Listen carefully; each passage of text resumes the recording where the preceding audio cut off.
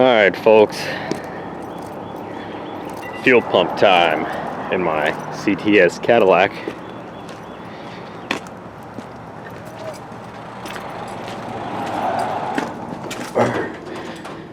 It has been a cold morning here by the mountains, let me tell you. Cold, cold, cold. Alright, so this is my Cadillac CTS. As you know, I've been putting a fuel pump in it because it died. Let me enlighten you that Cadillacs do not have an access panel below the rear seat. But you know this if you watch my Snapchat story. And because I got a really good deal on this old Cadillac when I bought it, it was super cheap. I decided I'd treat it as if it were a Tercel or some other super cheap car. Cadillac lovers beware. Yeah, I cut the floor open. That's my fuel tank right there. That's where the pump goes.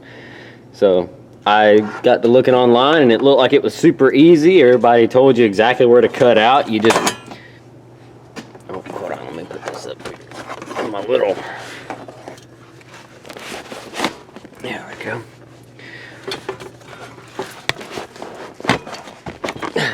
Just stay.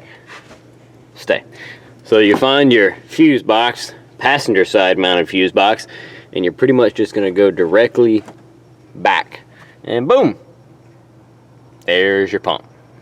Here's your sign. So now, I got the old pump out, moderately easy. There's part of it, there's the other part of it. As you can see, it's yellowed and gross looking. It's supposed to be white. That's just the age from the gasoline eating it up. And then here's our new pump, which I installed, and then it immediately started leaking around here. Now, if you own a modern GM car, you will be familiar with the fact that you have to add an aftermarket wiring harness to just about any fuel pump. This is your factory plug-in for the factory pump. You have to snip your wires and you have to splice in. Now that's not how I'm leaving that. They send you crimp connectors, which are in that bag. I'm not going to use those. This was for testing purposes and I put wire nuts on it. We're not going to leave wire nuts on it. I'm going to go get some heat shrink tubing and we are going to heat shrink it back together. And I'm going to solder before I do. So that's ugly, that's temporary. Don't worry about it, it'll be fine. I gotta quit saying that. I'm taking it from the other show. They can have it back. So yeah, but I put the this pump in over here and it leaked all around here right off the bat. So now I'm in a pickle because I have a out-of-state trip coming up here very soon, and if I send this pump back, I'd be waiting a few days for a return label to be mailed to me. Then I would mail it. It would take another probably 3 to 4 days before they got it back, and then either traded me out for a new one or refunded the money. And this was actually a viewer donation, which makes it even more complicated. And I greatly appreciate that because I did not have the money for a pump because I'm broke as a joke and it's not funny. But the pump was a gift from a subscriber and I'm very grateful. So I needed to make this pump work. I went and got petroleum resistant. It's pretty much RTV almost. But it's made by JB Weld, and that's where it was leaking, and I splattered the entire snot out of it, all the way around this thing.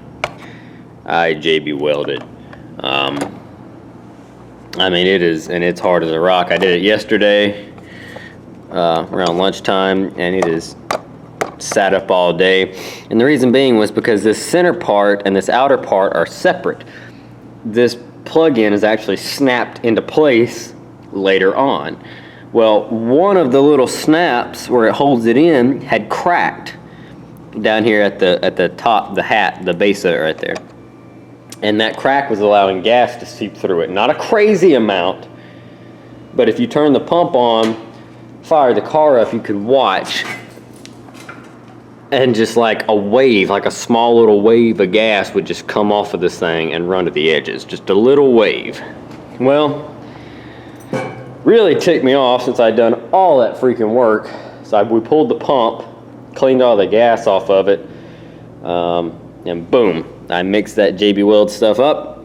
We slathered it all on there, and now it should be nice and dry. It's hardened, it is cured for 24 hours, or close enough to it. And now I'm going to install it back into the car, pray that it doesn't leak. I don't even, like, I just need the pump to work, that's it. And then we'll be okay. So these are spring-loaded pumps, and the pump sits at a 90 degree. When it's in the car, it actually sits like that. Weird, I know, but that's how it works. So anyway, I'm gonna get to putting this in.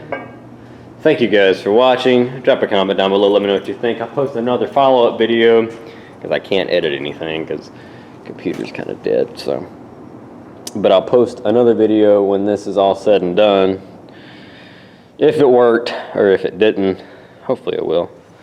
I hope that, I'd like for the gas gauge to work too, which it should, but I really don't even care about that. I just need this pump to work, and I need this motor to run. Also, if you're following the channel, there's the K-frame, subframe, and motor and trans from the Cavalier.